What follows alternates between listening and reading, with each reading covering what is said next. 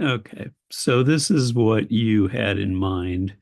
But if you look, there's gaps between the lines. Um, there's a little fragment in here. There's this part of a curve.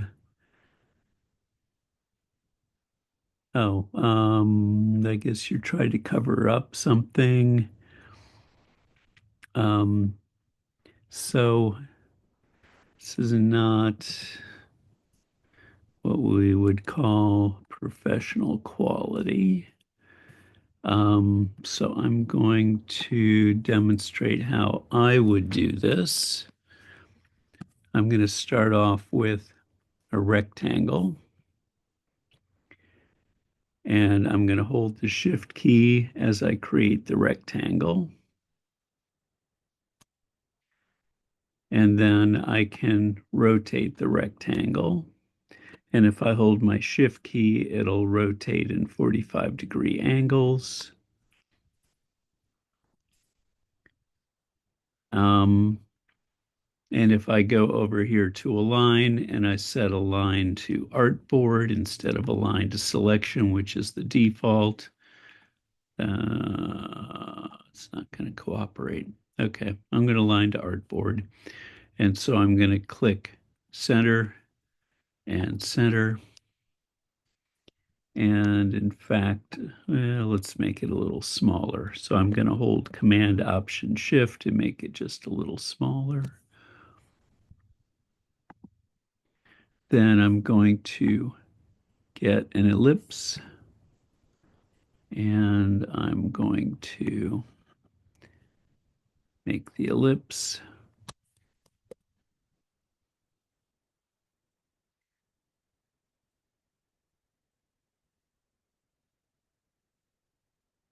And I'm holding Command Shift when I resize, and that will keep it um, proportional.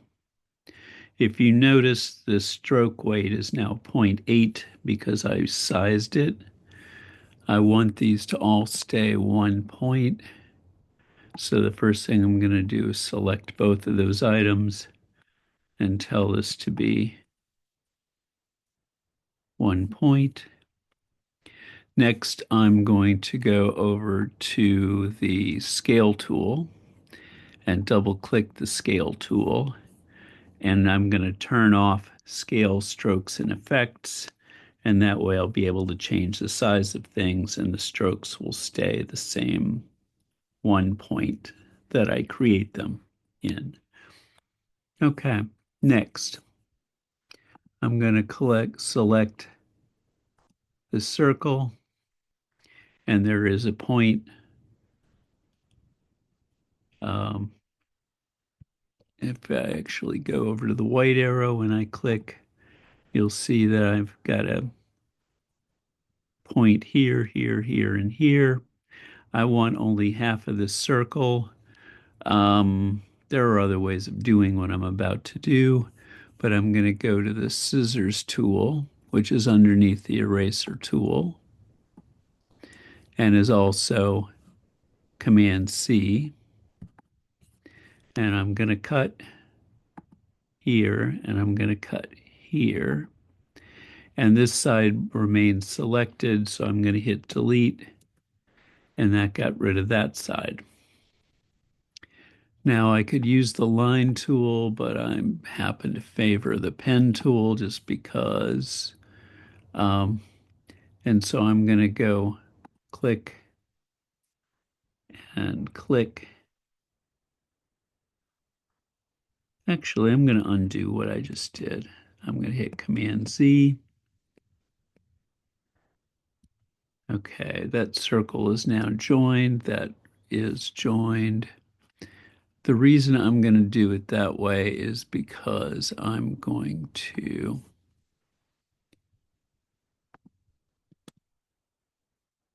add this line.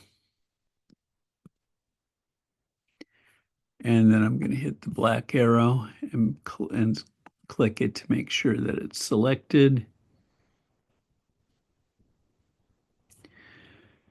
And then I'm going to go to the rotate tool, which is underneath the scale tool now. Hit rotate. I'm going to hold it right over the very center of this line. Option click. I've got this set to 45 degrees already, and I'm going to click copy, and then I'm going to go object transform, transform again. If I can get my there. And then once more, object transform, transform again, or Command D. And so now I have all of these lines that you needed. I'm going to select this line. I'm going to bring my cursor to the middle of that line. And I'm going to hold Option and drag it down until it covers properly. Option, drag it down. Option, drag it down. Option, drag it down. So that's perfect the way it is. And I might even want to save that to use it later, in which case I'm going to go to my artboard tool, which is down here. And I'm going to go to the options for the artboard tool, and I'm going to duplicate artboard. For whatever reason, it's given it to me way over here. Go to the artboard tool, hold shift, drag this back.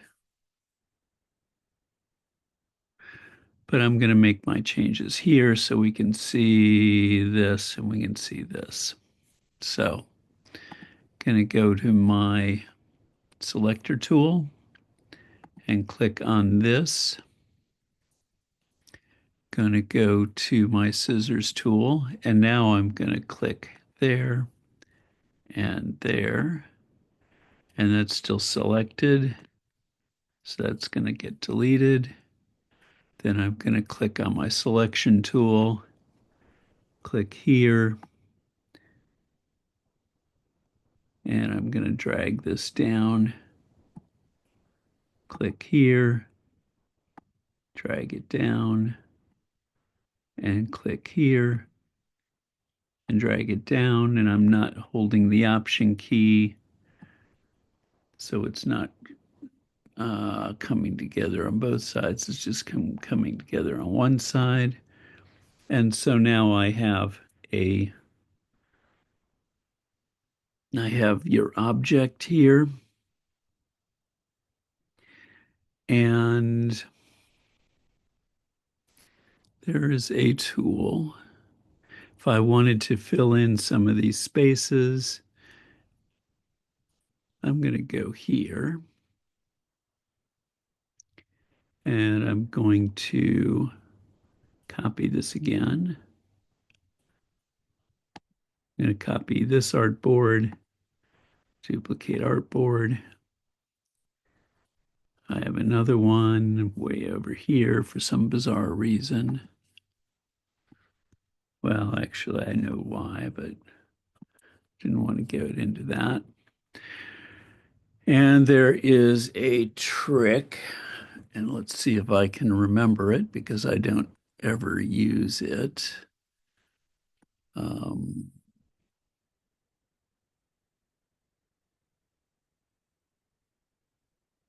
Possibly under the gradient tool. Nope.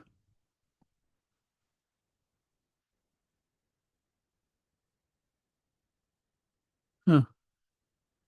I'm going to have to go down here. Oh, well, let's do this. Window, Workspace, Essentials Classic. I now have 20 billion additional tools. I'm going to go to, let's try here. Nope, that's not it. go here, window, workspace, reset essentials. Really? On path. Hmm.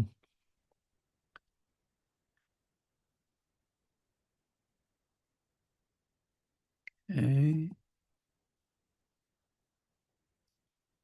Oh, I'm looking for a tool. Oh, now I've got to close that. There we go. So,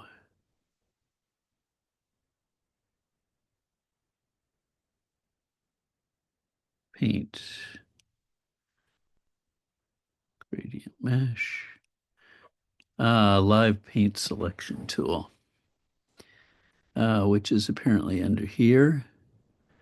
Live paint selection tool. And I'm going to select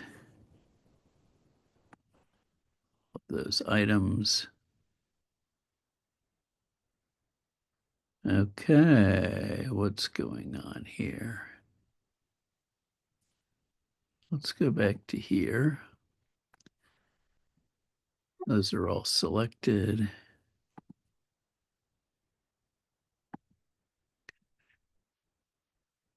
All those items are selected. I go to the live paint selection tool.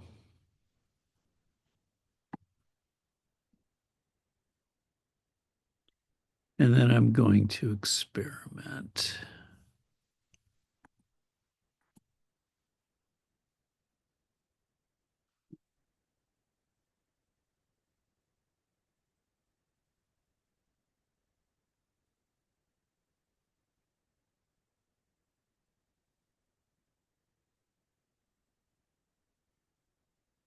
I may have to go back and relearn this. Live paint bucket.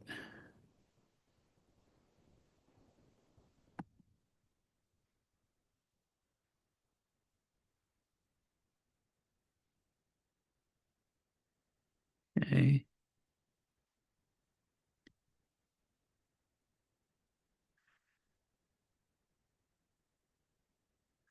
So under normal circumstances,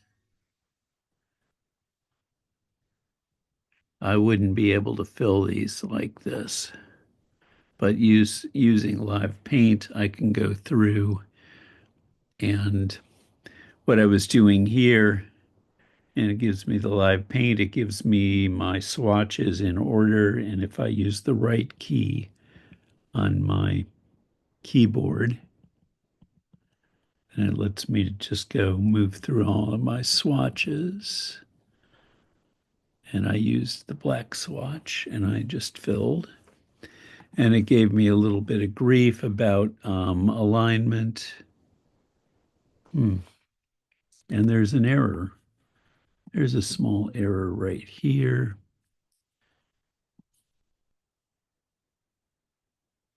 That needs to move up. Oh, geez.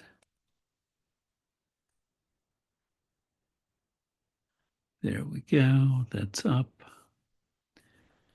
That needs to go down.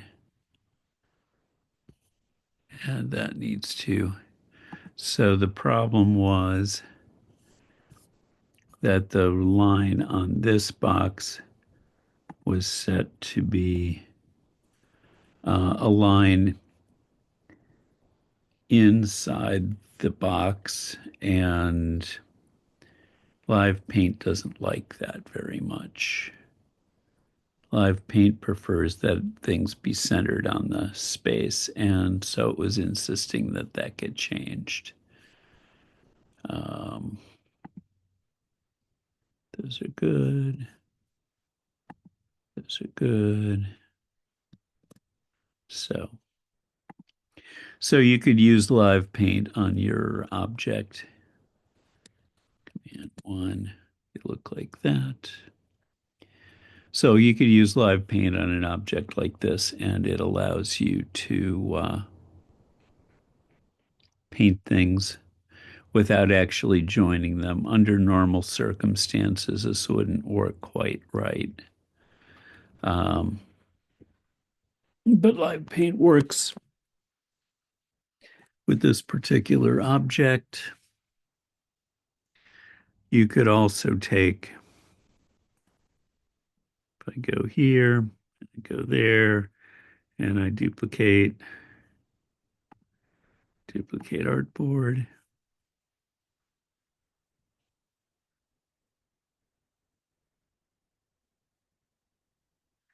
I could have also just as easily selected this whole object and go to Pathfinder and go to Pathfinder objects and divide.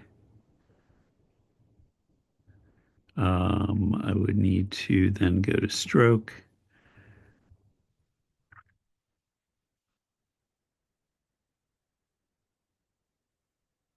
stroke,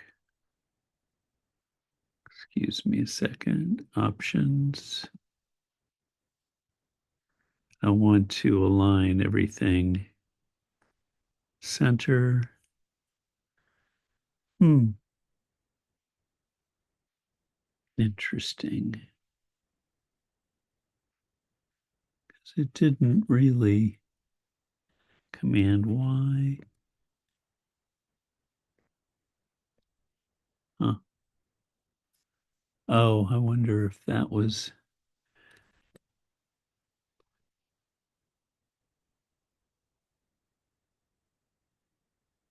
Let me go to this and set that to center, align stroke center.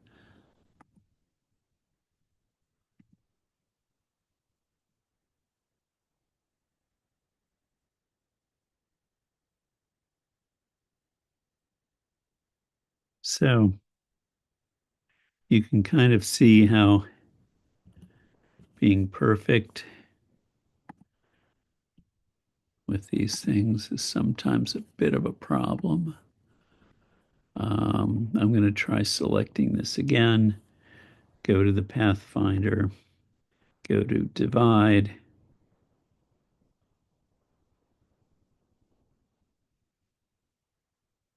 Interesting. It's interesting because if I go Y,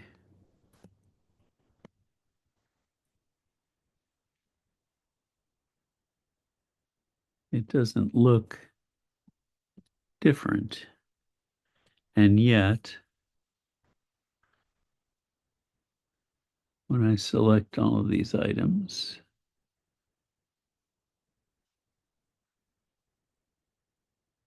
align stroke is centered. Point one, command Y.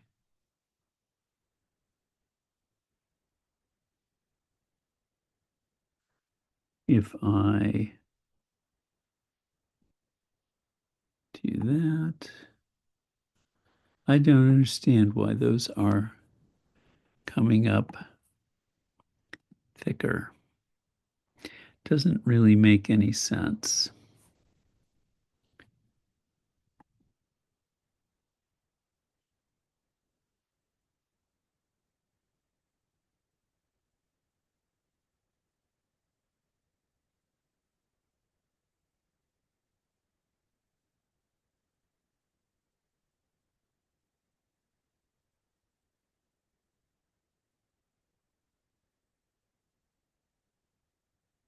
to me. But now everything is set. And again, I could fill it.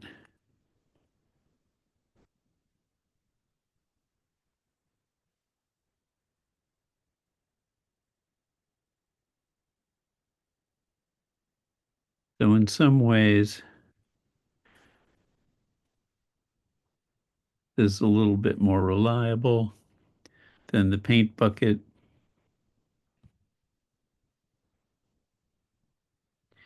But at the same time.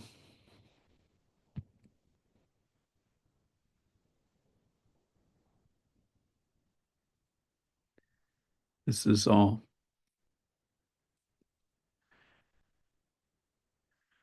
a little bit more permanent and generally a bit easier for people to understand. So that was just way too much instruction, but